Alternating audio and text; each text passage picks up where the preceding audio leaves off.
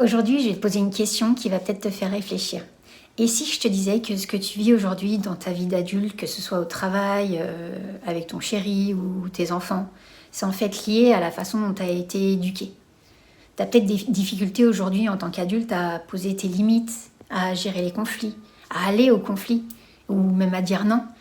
Et si ça t'arrive, c'est que c'est pas un hasard. Parce qu'en fait, c'est des schémas qu'on intègre dès l'enfance. Et en fait, sans le savoir, on est en train de les transmettre à nos enfants sans même s'en rendre compte. Et qu'est-ce qu'on attend pour changer ça ? Ce qu'on fait aujourd'hui avec les enfants va vraiment façonner leur avenir. On doit être conscient de l'impact qu'on a sur nos enfants.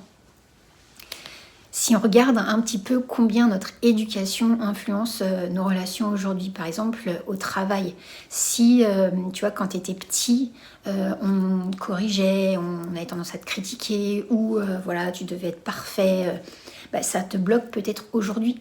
Peut-être que tu as du mal à accepter l'erreur ou à demander de l'aide, ou peut-être que tu es devenu hyper perfectionniste, ou peut-être à l'inverse que tu prends pas trop d'initiative.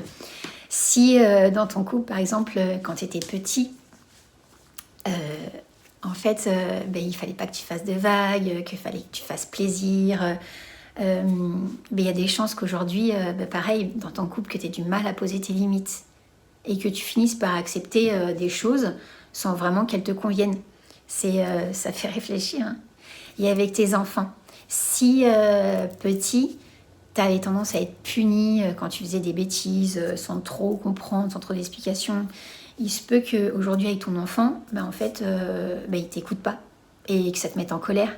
Ça te met en colère parce qu'en fait ton propre enfant intérieur, en fait ça le fait réagir parce que c'est lui qui avait peur des punitions et du jugement. Tu vois, l'idée clé aujourd'hui, c'est que, et on n'en est pas toujours vraiment conscient, c'est vraiment prendre conscience qu'on est le reflet de notre propre éducation.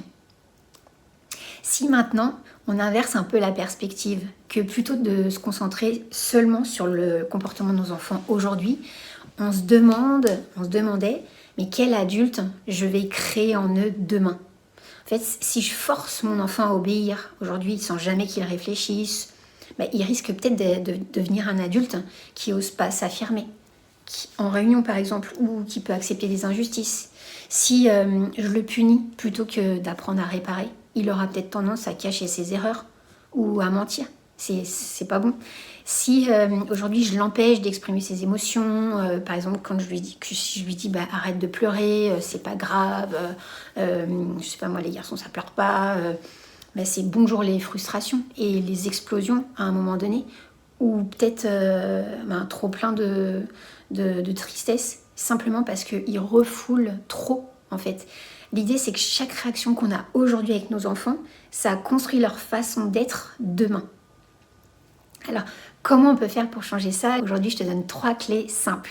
La première, c'est de prendre conscience de ses propres schémas. Aujourd'hui, c'est de se demander pourquoi est-ce que tu as du mal, par exemple, à poser tes limites ? Pourquoi est-ce que ça t'arrive parfois de réagir fort quand ton enfant te répond ? En fait, ça va t'éclairer aussi sur ce qui se passe en toi. La deuxième chose, c'est d'accepter qu'on n'est pas parfait. Le but, c'est pas d'être parfait, mais d'être sur un chemin. On est tous en chemin et ça, c'est OK.